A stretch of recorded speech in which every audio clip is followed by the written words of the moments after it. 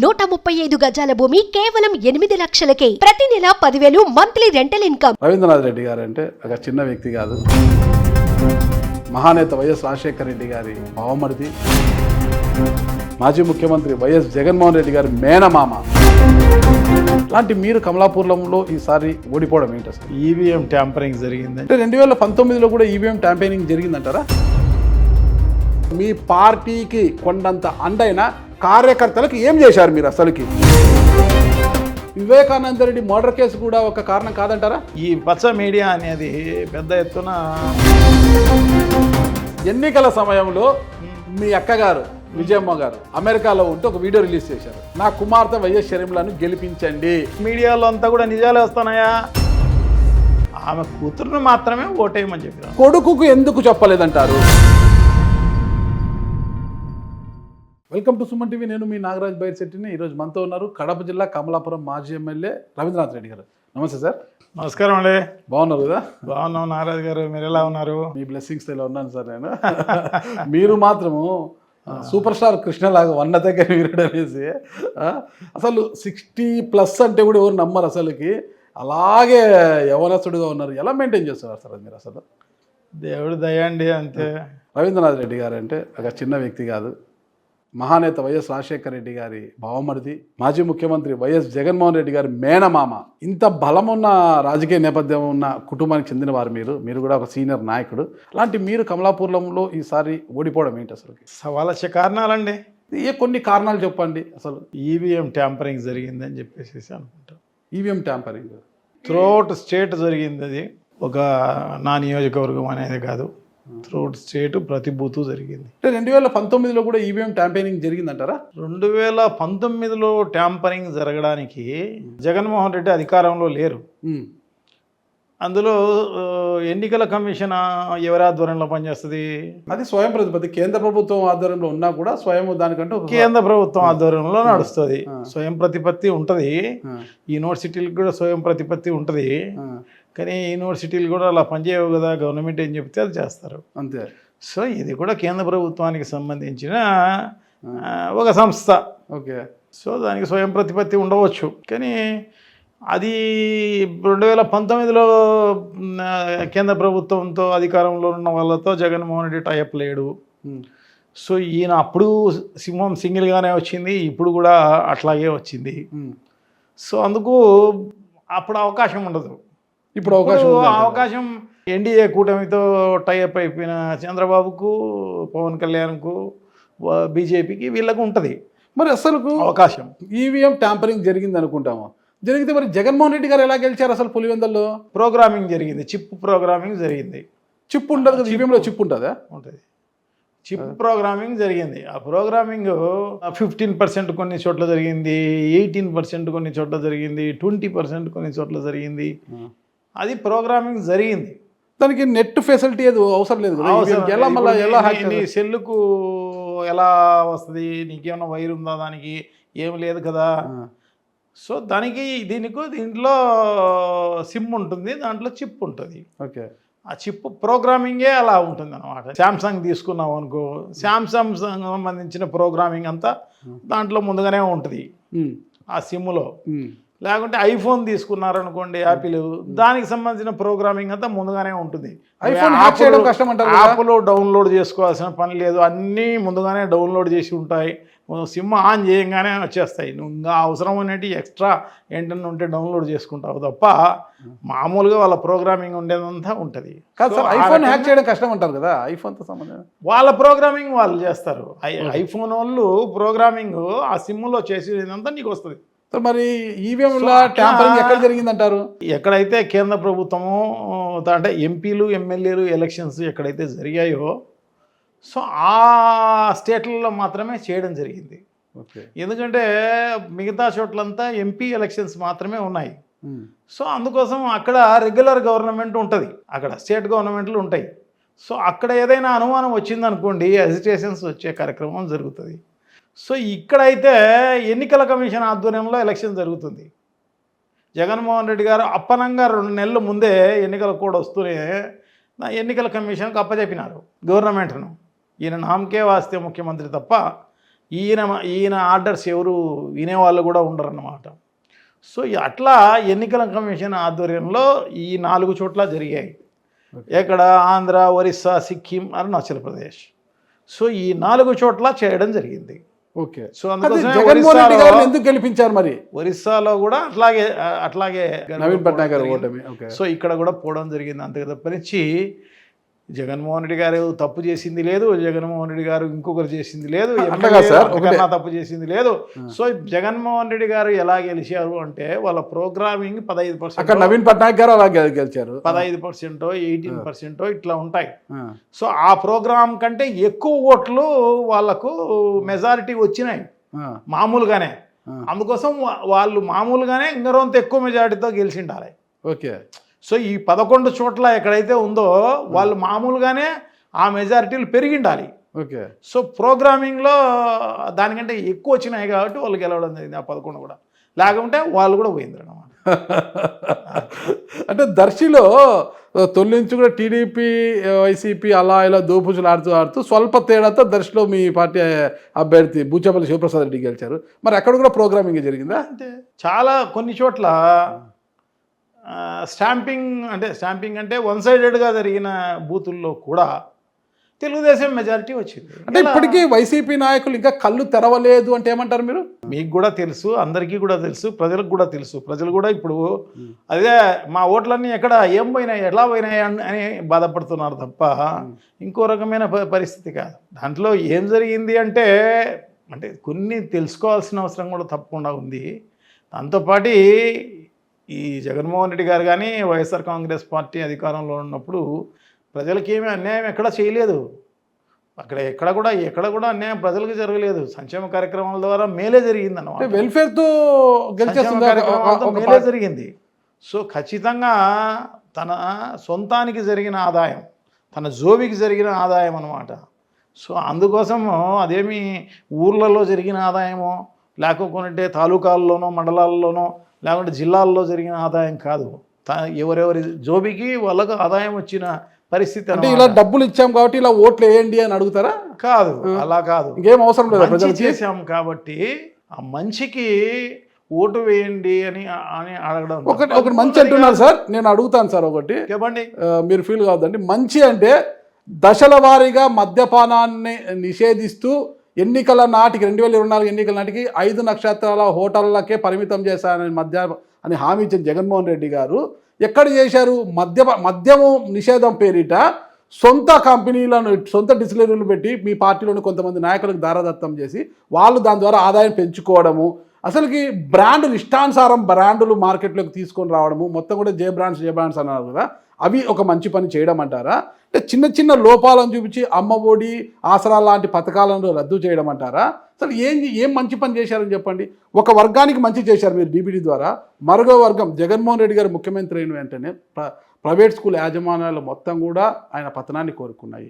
కాంట్రాక్టర్లు అంటే భార్యల పుస్తకాలను తాకట్టు పెట్టి వర్కులు చేసిన కాంట్రాక్టర్లకు బిల్లులు చెల్లించకపోతే వాళ్ళు కూడా ఆయన నాశనాన్ని కోరుకున్నారు. అసలుకి రాజధాని అమరావతి, ఆ పరిధిలోని మొత్తం నియోజకవర్గాలను మీకే పట్టం కట్టాయి. రాజధానిని అక్కడ కాకోకుండా విశాఖపట్నంకు తరలిస్తే అమరావతి ప్రజలు కూడా ఆయన ఓటమిని కోరుకున్నారు. విశాఖపట్నం వాసులు మాకు రాజధాని వద్దంటున్నా బలవంతంగా రాజధాని తీసుకపోతే వాళ్ళు వద్దన్నారు. ఇకపోతే కార్యకర్తలు, ముఖ్యంగా మీ పార్టీకి కొండంత అండైన కార్యకర్తలకు ఏం చేశారు మీరు? అసలుకి ఎక్కడైనా జగన్మోహన్ రెడ్డి గారు పోయేటప్పుడు ఎవరైనా జెండా పట్టుకొని నిలబడి ఉంటే ఆగి వాళ్ళని పిలిచి పలకరించి వాళ్ళ కష్టం ఏమన్నా ఉంటే ఆ కష్టాన్ని తీర్చామని చెప్పేవారు జగన్మోహన్ రెడ్డి గారు. కానీ అలా జెండా పట్టుకుంటే కార్యకర్తలు లక్షల మంది ఉన్నారు మీ పార్టీలో, వాళ్లకు ఏమీ చేయలేదు, వాళ్ళు కూడా నైరాశ్యానికి లోయినారు. ఇన్ని వైఫల్యాలు ఉన్నాయి కదా మీ పార్టీలు, ఇవన్నీ కనిపించడం లేదా మీకు? ఎన్ని మీరు చెప్పినట్టు కరెక్టే. సో ఫస్ట్ అడిగిన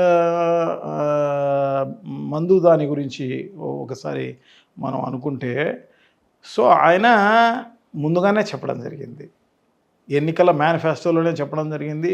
ఆయన అంతకుముందు జరిపిన ఓదార్పు యాత్ర అయితేనేమి, ఇవన్నీ కూడా అన్ని దానిలలోనూ ఆయన చెప్పుకుంటూ పోవడం జరిగింది అన్నమాట. షాక్ కొట్టే విధంగా రేట్లు ఉంటాయి, సో తప్పకుండా ఇది దశల వారీగా రద్దు చేసే కార్యక్రమం చేస్తాం. సో ప్రజల బాగు కోసమే జగన్మోహన్ రెడ్డి గారు చేయడం జరిగింది. సో ప్రజలు మందు తాగకూడదు, దురలవాట్లు మంచివి కావు, సో ఇవన్నీ కూడా మనము ఆయన మంచివాడు కాబట్టి కొత్త కొత్త బ్రాండ్లు సార్, అసలు ఊరు పేరు లేని బ్రాండ్లు తీసుకొచ్చారు. అసలు పరాయి రాష్ట్రం నుంచి ఏపీలోకి వస్తే మందు తాగాలంటేనే భయపడే పరిస్థితి. వామ్మో ఏపీ మందు వద్దురా బాబు అని అక్కడి నుంచి ఎట్లా వాళ్ళు దొంగచాటుగా బాటలు తెచ్చుకొని తాగే పరిస్థితి ఉంది. సో ఇప్పుడు మీరు కూడా ఆ పచ్చ మాయలో, పచ్చ మీడియా మాయలో మీరు కూడా అదే విధంగానే ఉన్నట్టున్నారు అన్నమాట. ఏ మాయలో లేదు సార్, అడుగుతున్నా. మీరు దాంట్లో నుంచి బయటికి రాలేదు. Okay sir. సో ఈ బ్రాండ్లన్నీ కూడా చంద్రబాబు నాయుడు గారు ఇచ్చిన బ్రాండ్లే. ఆయన పోయి ఆ కాపీ ఫైల్ తీసి ఒకసారి చూడండి. ఈ జగన్మోహన్ రెడ్డి గారు ఇచ్చిన బ్రాండ్ల నేమ్స్ ఒక్కటి చెప్పండి. ఇవన్నీ కూడా అసెంబ్లీలో చెప్పడం జరిగింది జగన్మోహన్ రెడ్డి గారు. ఇవన్నీ చంద్రబాబు నాయుడు గారే ఇచ్చిపోవడం జరిగింది. సో దాన్ని కొనసాగించడం జరిగింది తప్ప ఇంకో రకమైన కార్యక్రమం లేదు. ఓకే. సో వాళ్లకు ఆ పచ్చ మీడియా ఉన్నందువల్ల, ఆ ఛానల్ ఉన్నందువల్ల, సో ఆ రకమైన ప్రచారం చేసినందువల్ల మీకు పచ్చ మీడియా, గులుగు మీడియా రెండు సరిపోయినాయి. బ్లూ మీడియా అనేది కాదు, కానీ అది ఉండేది తక్కువ కదా. ఓకే. ఎక్కువగా ఉన్న ఛానళ్ళు, ఎక్కువగా ఉన్న పేపర్లు ఉన్నాయి కాబట్టి అవి కొంత ఎక్కువ ప్రచారం ప్రజల్లోకి పోయే కార్యక్రమం జరుగుతుంది అన్నమాట. అంతే తప్ప నుంచి వేరే ఏంలా. సో ఇప్పుడు అది కూడా ఆయన చెప్పింది పూర్తిగా నిషేధం చేస్తామనే చెప్పిన. అందుకోసమే ఆయన నేను ఏదైతే మేనిఫెస్టోలో చెప్పడం జరిగిందో దాంట్లో నేను 98.5% మాత్రమే చేయడం జరిగింది, 100% చేయలేదు అని చెప్పడం అదే మిగిలిపోయింది. అది వాస్తవం. ఇది మాత్రమే మిగిలిపోయింది. అది మొత్తం పైన దానికి ఉన్న బ్రాంచెస్ ఉంటాయి ఒక్కొక్క బ్రాందీ షాప్కు, అవన్నీ కూడా కట్ చేయడం జరిగింది. అదంతా పోవడం జరిగింది. బెల్ట్ షాపులు. సో ప్రభుత్వం ఆధ్వర్యంలో బ్రాందీ షాపులు పెట్టడం జరిగింది. సో అవన్నీ కూడా జరగడం జరిగింది అన్నమాట. సో ఇవన్నీ కూడా ఏదైనా కూడా ఎక్కువ అంటే మీరు చెప్పినట్టుగా బ్రాండెడ్ అన్నీ కూడా అవైలబుల్ ఉన్నాయి.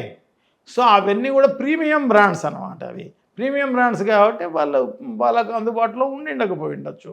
అందుకని ముందుగానే చెప్పడం జరిగింది జగన్మోహన్ రెడ్డి గారు, షాక్ కొట్టే విధంగా బ్రాందీ రేట్లు ఉంటాయి. సో మీరు మానుకోండి, ఈ రోజు కాకుండా రేపైనా అదే మందు బాబులు మీకు షాక్ కొట్టించారు కదా. ఉండవచ్చు, కొంత పర్సెంటేజ్ దాంట్లో ఉండవచ్చు అంటారా?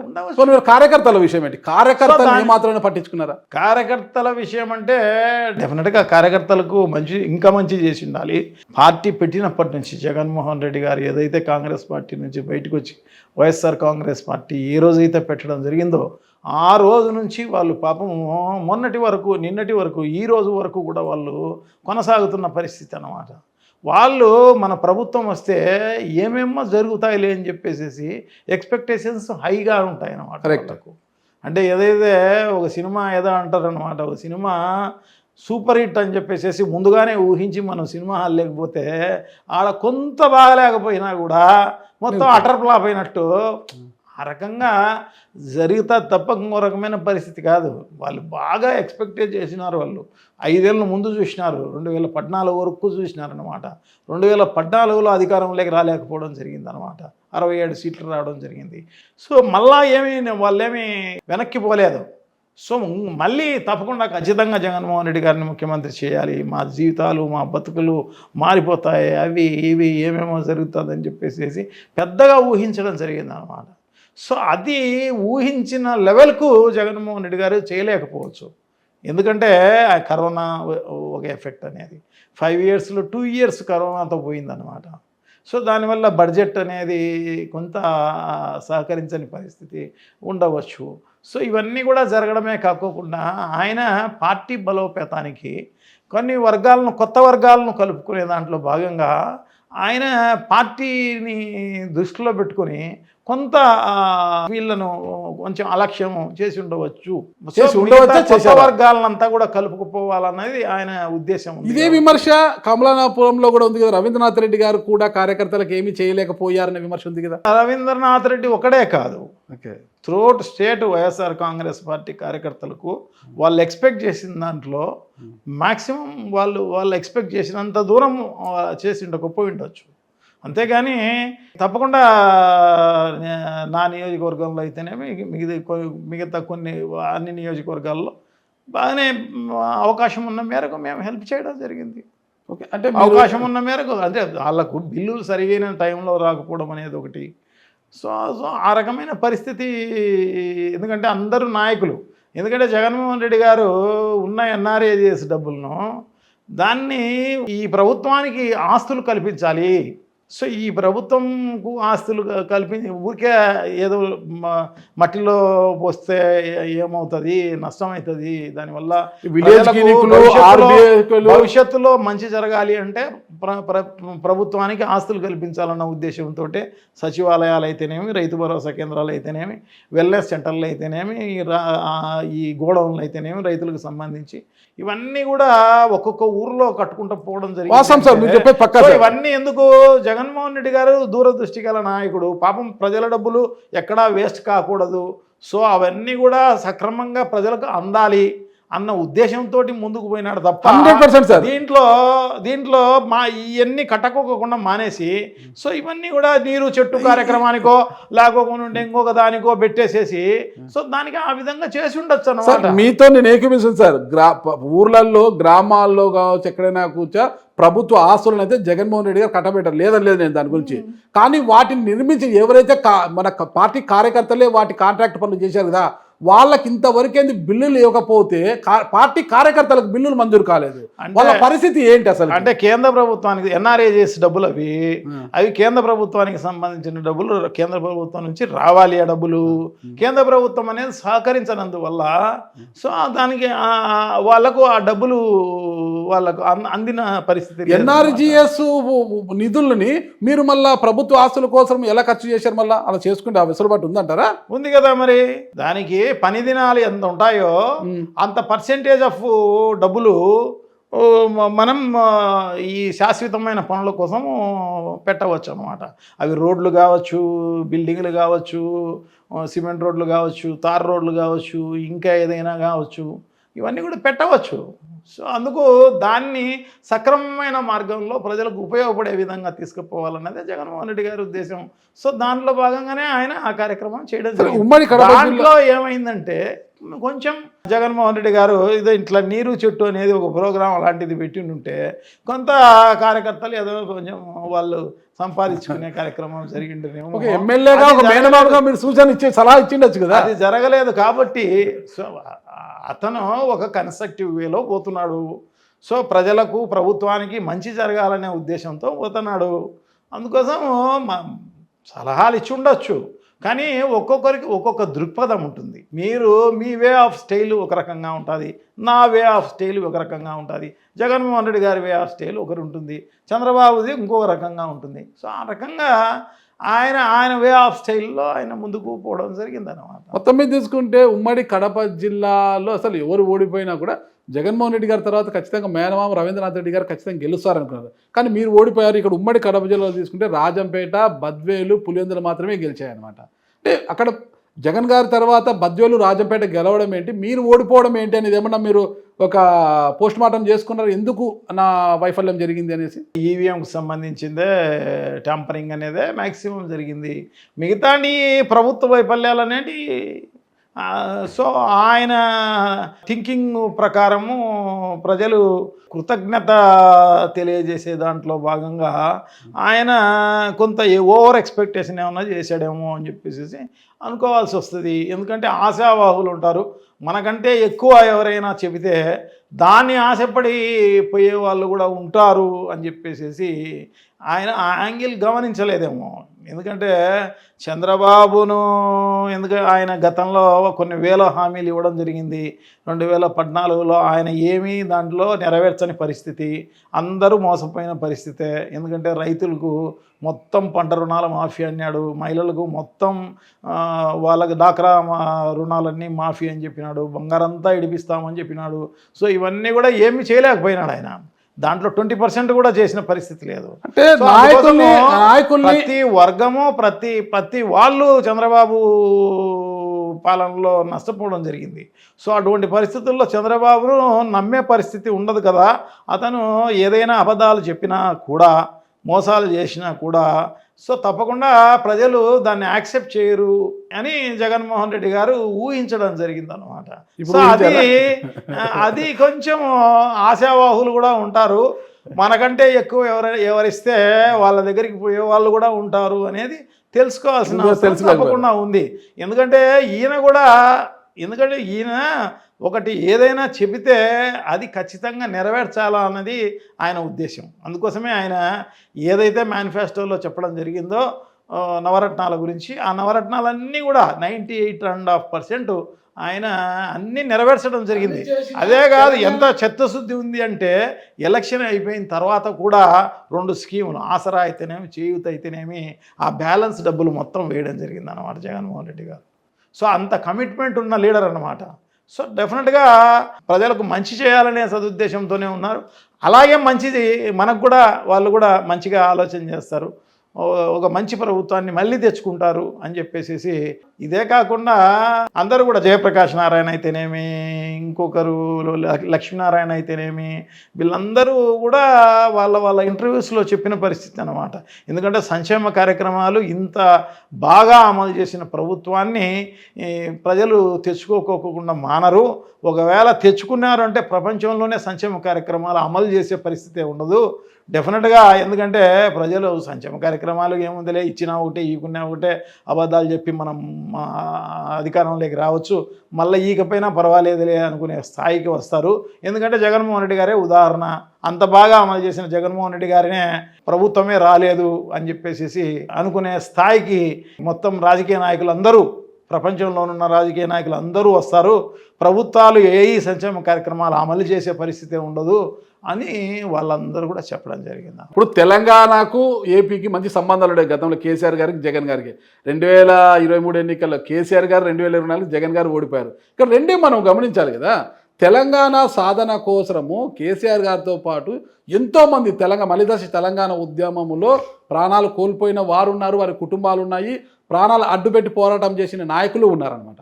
అక్కడ అధికారంలోకి వచ్చిన వెంటనే కేసీఆర్ గారు, కేటీఆర్ గారు, వాళ్ళ మేనల్లుడు హరీష్ రావు గారు, ఇంకొక మేనల్లుడు సంతోష్ కుమార్ గారు, వీళ్ళందరి ముందర కూడా ఐఏఎస్లు, ఐపీఎస్లు, ఇతరత్ర నాయకులు తెలంగాణ సాధనకు ఎవరైతే కష్టపడాలో అంతా కూడా జీహుజురని చేతులు కట్టుకొని నిలబడే పరిస్థితి వచ్చింది అనమాట. దాన్ని తెలంగాణ సమాజము ఒప్పుకోలేదు. అందుకే కేసీఆర్ గారికి ఆ పరిస్థితి వచ్చింది. ఇక్కడ ఏంటి పరిస్థితి? అధికారంలోకి వచ్చిన తర్వాత పార్టీని అధికారంలోకి తీసుకురావడానికి జగన్ గారితో పాటు ఎంతోమంది కష్టపడ్డారు. వారందరూ ఉన్నా కూడా జగన్ గారి దగ్గరికి ఎవరు వెళ్ళలేరు. సజ్జల రామకృష్ణారెడ్డి గారు, మిథున్ రెడ్డి గారు, పెద్దిరెడ్డి రామచంద్రారెడ్డి గారు, ధనుంజయ రెడ్డి గారు, ఒక బ్యూరోక్రాట్ ధనుంజయ రెడ్డి గారి దగ్గరికి పోయి మోకరిల్లే పరిస్థితి ఉంది. దీన్ని కూడా ఎవరు జీర్ణించుకోలేకపోయారు పార్టీలో. ఇవన్నీ వైఫల్యాలు కాదంటారా పార్టీ ఓటమికి? దీంట్లో కొంత నిజం ఉండవచ్చేమో, కానీ 100% నిజం అనేది ఏం కాదు. కానీ ఇవన్నీ కూడా సో డెఫినెట్గా మంచి చేయాలనే సదుద్దేశంతోనే పోయిన ఈ ప్రభుత్వాన్ని తెచ్చుకోలేకపోవడం జరిగింది.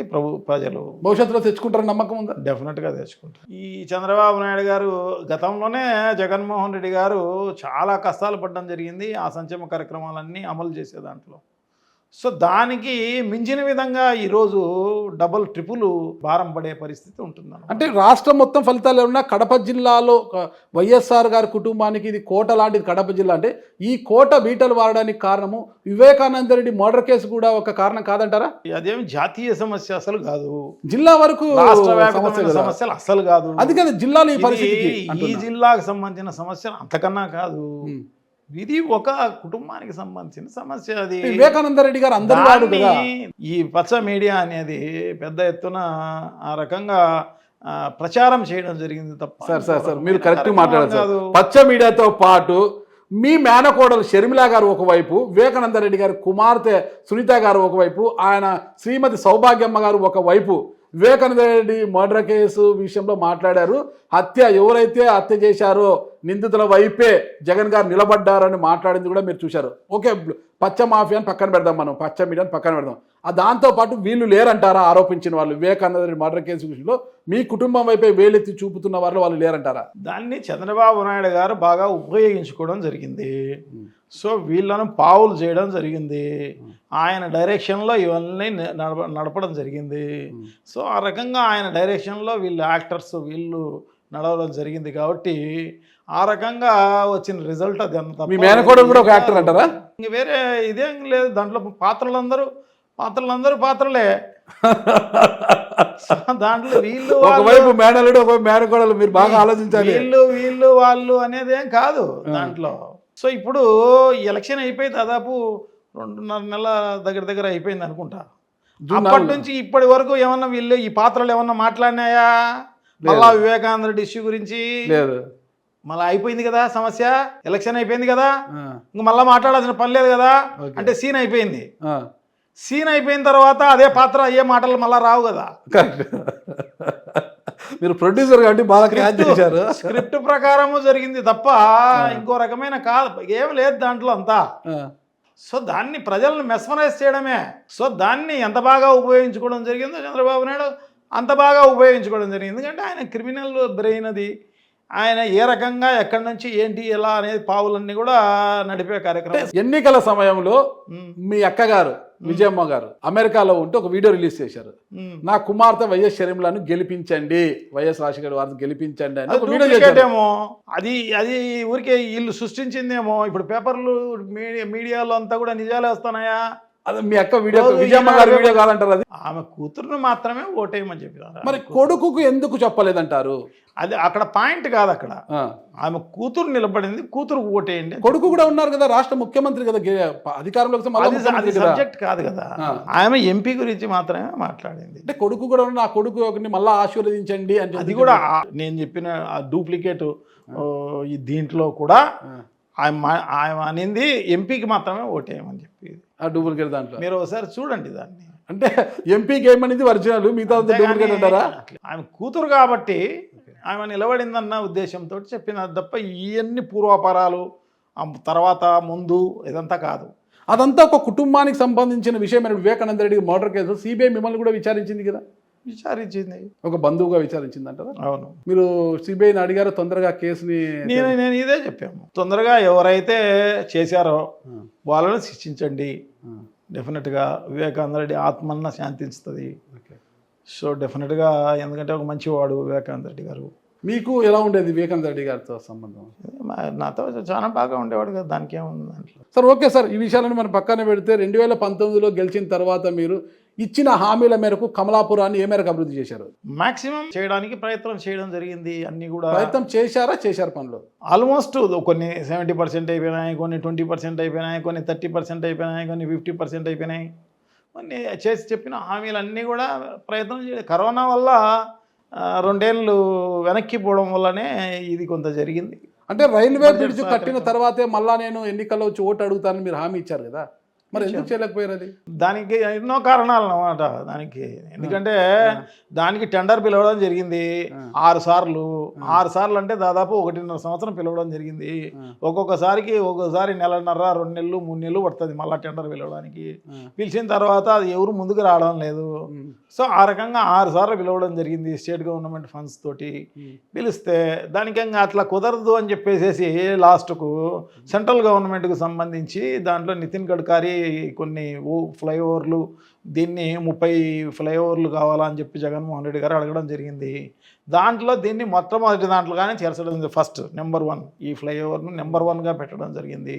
సో దాన్ని నెంబర్ 1గా పెట్టి అవన్నీ కూడా మళ్ళీ అది మార్చి అదంతా చేసి అవన్నీ మళ్ళీ ఫైనాన్స్కు పోతాయి, అన్నీ పోతాయి. ప్రతి నిమిషము మేము ఫాలోఅప్ చేసిన కార్యక్రమం. నా వరకు నేను పాపము ఈ 5 ఏళ్లలో కరోనా పోయిన తర్వాత ఈ 3 ఏళ్లలో దాదాపు ఒక 70-75 సార్లు పొద్దున 6 గంటలకు బయలుదేరి ఇక్కడి నుంచి విజయవాడకు పోయి ఆ ఫైనాన్స్లోనూ మిగతా డిపార్ట్మెంట్లోనూ చూసుకొని రాత్రి 12 గంటలకు వచ్చిన సందర్భాలు దాదాపు 75 సార్లు తిరిగి ఉంటాను నేను అన్నమాట, ఈ రకమైన వెహికల్ జర్నీ.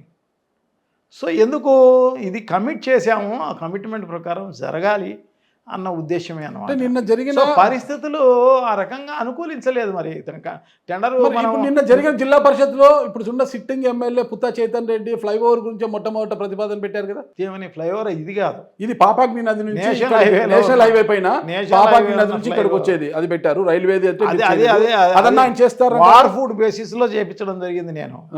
నేనే కాదు, ఎంపీ గారు, తర్వాత మా ముఖ్యమంత్రి గారు అందరూ కూడా అది కొట్టకపోయిన 3-4 నెలల్లోనే శాంక్షన్ చేయించేసేసి మొదలు పెట్టించిన పరిస్థితి అనమాట. ఫారెస్ట్లో కూడా క్లియర్ చేయడం జరిగిందనమాట.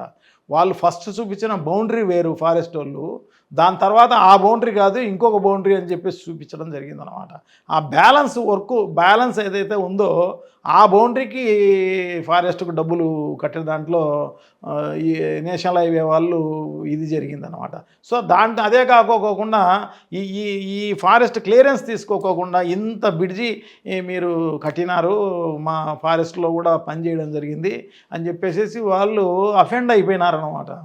అఫెండ్ అయిపోయి దాన్ని ఆ రకంగా కొన్ని రోజులు పెండింగ్ పెట్టి ఇది చేసిన పరిస్థితి అన్నమాట. సో ఆ రకంగా ఫారెస్ట్ క్లియరెన్స్ కోసం కొంత భాగమే మిగిలింది. ఒక 20% ఏదో భాగం ఫస్ట్ చూపించిన బౌండరీకి వాళ్ళు ఫారెస్ట్ క్లియరెన్స్ డబ్బులు కట్టడం జరిగింది, ఫారెస్ట్ క్లియరెన్స్ ఇవ్వడం జరిగింది, అంతా చేయడం జరిగింది. మళ్ళా అధికారి డిఎఫ్ఓ మారిన తర్వాతనో ఏమో మళ్ళీ బౌండరీ వాళ్ళు ఇది కాదు ఇది అని చూపించడం జరిగింది అన్నమాట.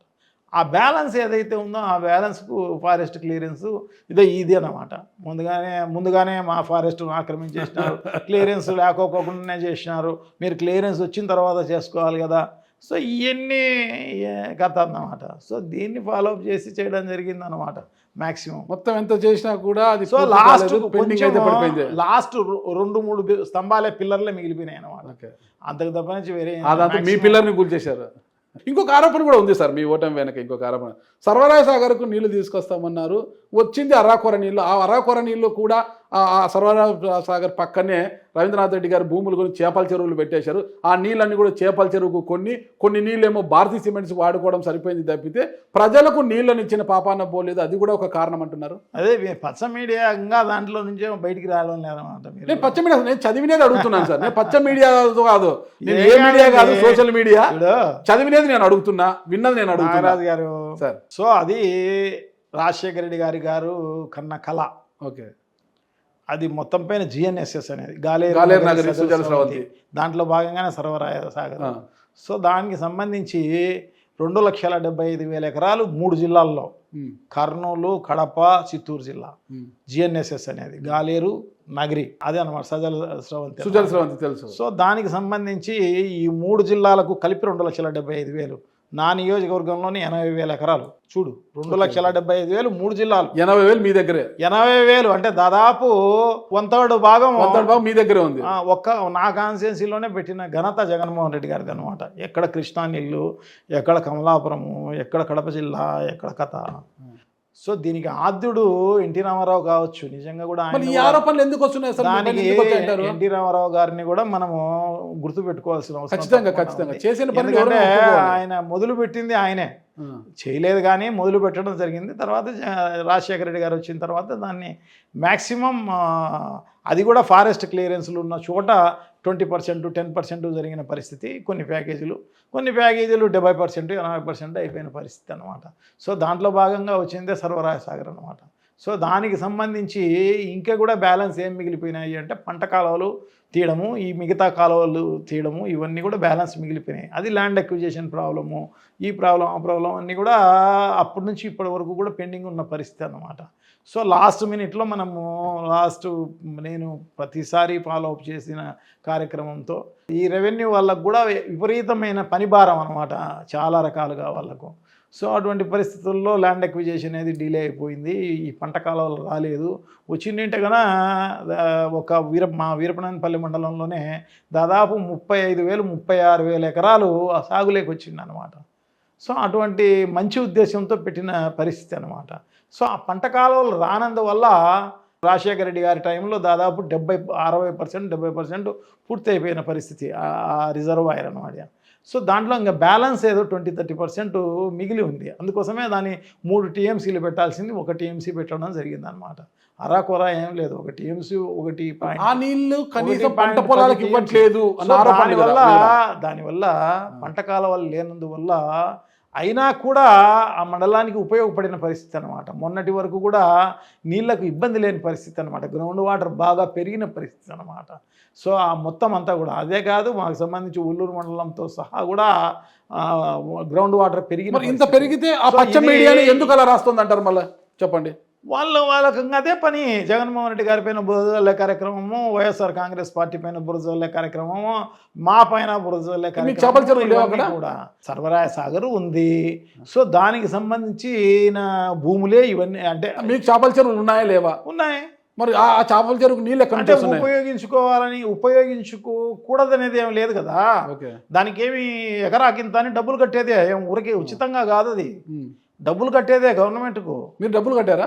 ఎకరాకు 500 నలభై రూపాయలు. విషయాలు ఏమంటే చెప్పండి సార్. ఎకరాకు అధికార పార్టీ ఎమ్మెల్యే ఎవరైనా డబ్బులు కట్టి నీళ్ళు తీసుకుంటారు సార్? ఓరేని రాష్ట్ర ముఖ్యమంత్రి గారు మేనమామ ఎమ్మెల్యే ఫైల్. నేను ఎప్పుడు కూడా ఒక నిబద్ధత కలిగిన వ్యక్తిని సార్. నేనే కాదు, సార్. రాజశేఖర రెడ్డి గారి కుటుంబమే అటువంటి పరిస్థితి అన్నమాట. సార్. సో వాళ్ళు ఎవరు బ్రాందీ షాపులు చేయరు, ప్యాకెట్ క్లబ్బులు చేయరు, ఎవరు చేయరు అట్లా. రాజశేఖర రెడ్డి గారి కుటుంబమే అట్లా చేయదు. ఆయన ఎంకరేజ్ చేయడు. మేము కూడా అదే పద్ధతే ఫాలో అయ్యేవాళ్ళం అనమాట. నేను కూడా పర్మిషన్ తీసుకున్న తర్వాత, డబ్బులు కట్టిన తర్వాతనే నేను నీళ్ళు తీసుకున్న పరిస్థితి అనమాట. ఎకరాకు 500 రూపాయలు డబ్బులు కట్టి తీసుకున్న పరిస్థితి. సో దాంట్లో నేను ఆ భూములు కూడా నేనేం ఇంట్రెస్ట్గా కొనుక్కున్నది ఇంకోటి కాదు. ఆ ఆనకొట్ట కోసము ఆ చుట్టుపక్కల మట్టి లేదు అనమాట. సో ఆ మట్టి లేదు కాబట్టి మేము భూములు కొనడం జరిగింది. మట్టి కోసం మీరు మట్టి సరఫరా చేయాలని 10,000 20,000 చేస్తున్న భూమిని అప్పుడు ల్యాండ్ అక్విజిషన్ 60,000 ప్రకారం చేయడం జరిగింది. సేమ్ 60,000 రూపాయలు డబ్బులు ఇచ్చి కొనుక్కున్నాం అనమాట. అప్పుడు పెద్ద రికమెండేషన్లు, మా భూమి కొనుక్కో అని చెప్పేసి. ఆ రకంగా కొన్ని భూములు అనమాట. దాంట్లోంచి మట్టి ఎత్తకపోవడం జరిగింది. గుంతలు మిగిలినాయి. ఆ మట్టి తీసుకుపోయి గుంతలు మిగిలినాయి. సో ఆ గుంతలను ఇంకో అంత పెద్ద గుంత చేసి మేము చేపల చెరువు చేసుకున్నాం తప్ప మేమేమి పెద్దగా దాంట్లో చేయాలని కూడా కాదు, ఇంకోటి కాదు. దాంట్లో అదే కాకోకుండా మేమందరం కూడా దాని తర్వాత దాదాపు 9, 8, 10 ఏళ్ళు దాన్ని పట్టించుకోలేదు అసలు మేము. ఆ భూములనంతా కూడా. సో ఆ భూమిలో చుట్టుపక్కల ఉన్న పంట పొలాల వాళ్ళందరూ కూడా చాలా ఇబ్బందులకు గురైపోతున్నారు అన్నమాట. నేను ఎలక్షన్కి పోయినప్పుడు ప్రతి ఒక్కరు చెప్పేవాళ్ళు అనమాట. సో మీరు దాన్ని డెవలప్ చేసే కార్యక్రమం చేయండి, మేము చాలా ఇబ్బంది పడుతున్నాము. దాంట్లో కంపషెట్లన్నీ పెద్ద ఎత్తున పెరిగిపోయిన తర్వాత దాంట్లో పందులు అయితేనేమి, తర్వాత జింకలు అయితేనేమి, ఇవన్నీ కూడా దాంట్లో ఉండి సో మేము పంట పెట్టుకోలేకపోతున్నాము. దానివల్ల మేమంతా బీళ్ళు పెట్టుకున్నాము. సో నువ్వు డెవలప్ చేయవా అంటే నాకే వ్యవసాయం అంటే ఇంట్రెస్ట్ కాదు, ఇంకోటి కాదు అంతకన్నా కాదనమాట. సో దాన్ని వాళ్ళ కోసం డెవలప్ చేసింది తప్ప ఇంకోటి పరిస్థితి ఏం కాదనమాట. నాకేం దాంట్లో పెద్ద ఎత్తున సంపాదించాలని వ్యవసాయం నాకేమన్నా హ్యాపీగా కూడా కాదు, ఇంకోటి అంతకన్నా కాదన్న. భారతీయ సిమెంట్కి కూడా పర్మిషన్ జీవోతో సహా నాకు జీవో ఉంది, ఆయనకు జీవో ఉంది అనమాట. సో దాని ప్రకారం వాళ్ళకు కమర్షియల్గా అందులో అది గ్యాలన్ కింద అని డబ్బులు కడతారనమాట వాళ్ళు. సో ఆ రకంగా డబ్బులు కట్టి ఇప్పుడు మళ్ళీ మీ చేపల చెరువులకు నీళ్ళు ఎట్లా వీళ్ళు ఈ ప్రభుత్వం మీకు జీవో మళ్ళీ నీళ్ళకి సరఫరా ఇస్తుందంటారు? చేపల చెరువు ఎందుకు ఎవరు వేరే వాళ్ళు కట్టినా ఇస్తారు. దాంట్లో మేమే కాదు, ఎవరు మోటార్ పెట్టుకొని, ఎవరు పర్మిషన్ లేకుండా మోటార్లు పెట్టుకొని కొట్టుకున్న పరిస్థితి కూడా ఉంది దండిగా. మొట్టమొదటిసారిగా ఓటమి యొక్క పాఠాలు ఎలా ఉన్నాయంటారు మీకు? సో ఇది కూడా చూడాలి, దేవుడు ఇది కూడా చూడమని చెప్పాడు. సరే, తప్పకుండా దీన్ని వాస్తవ పరిస్థితులు అంగీకరించాలి. నెల రోజులే అయింది కాబట్టి సో వాస్తవ పరిస్థితులు మేము అంగీకరిస్తాం, ఏమి ఇబ్బంది లేదు. సో ఇంకో భవిష్యత్తు ముందుంది, ఏమి నష్టమేం లేదు కదా. 5 ఏళ్ళు అనేది పెద్ద దూరమేం కాదు కదా. అంతా కలిపినా కూడా ఇది 60 నెలలే కదా.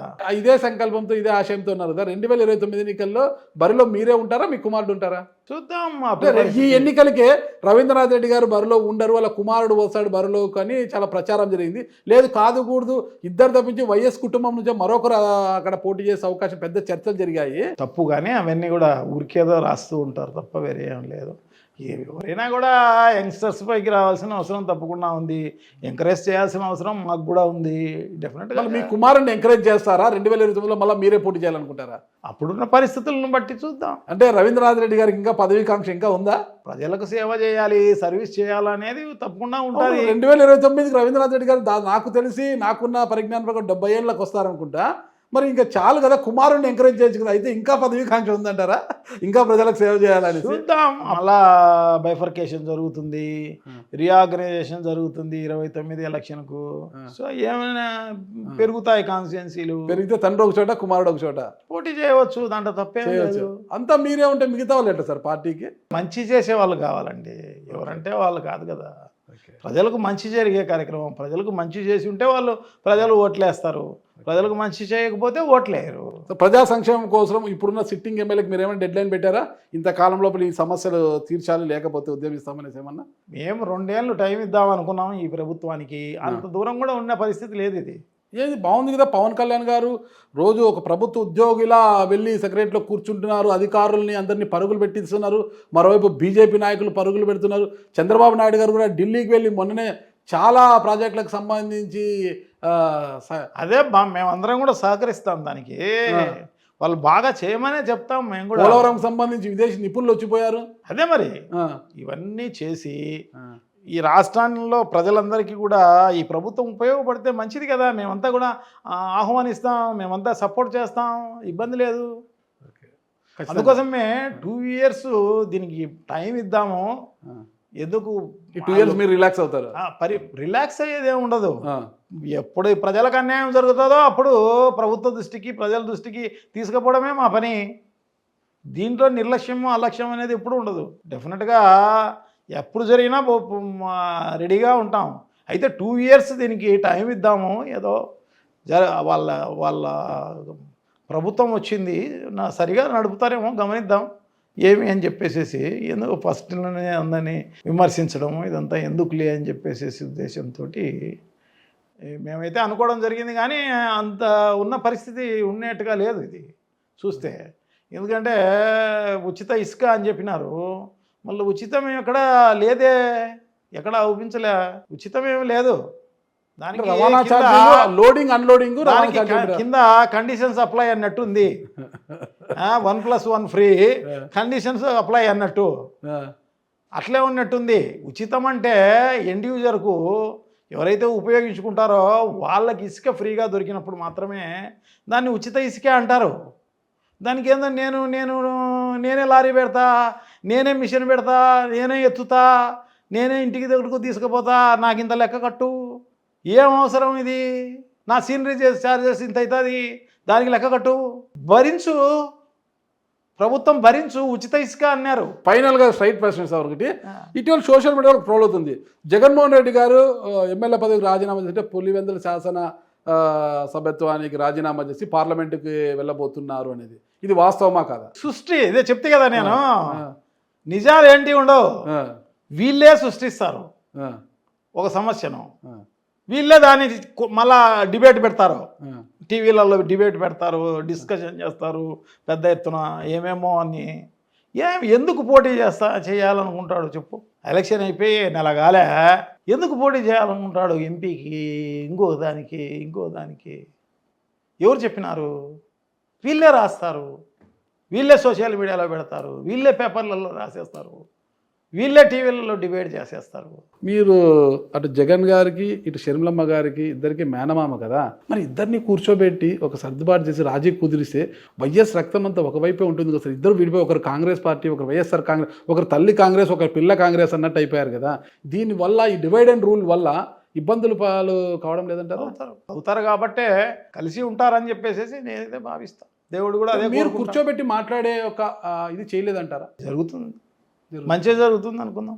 రవీంద్రారెడ్డి గారి యొక్క ఆశయం ఏంటి అసలు? ప్రజలకు సర్వీస్ చేయాలి అన్నది తప్ప. నాకు రాజశేఖర రెడ్డి గారే ఆదర్శము. సో రాజశేఖర రెడ్డి గారు ఏమేమి చేయాలనుకుంటాడో అవన్నీ కూడా నేను చేయాలని కోరుకుంటా. సో తప్పకుండా ప్రజలకు మంచి చేయాలనేది నా ఉద్దేశం. మీరు చేయాలంటే మీకు పవర్ ఉండాలి, ఎమ్మెల్యే కావాలి, తర్వాత మంత్రి కావాలి. ఏమీ లేదండి, ఏమీ లేకపోయినా చేయవచ్చు.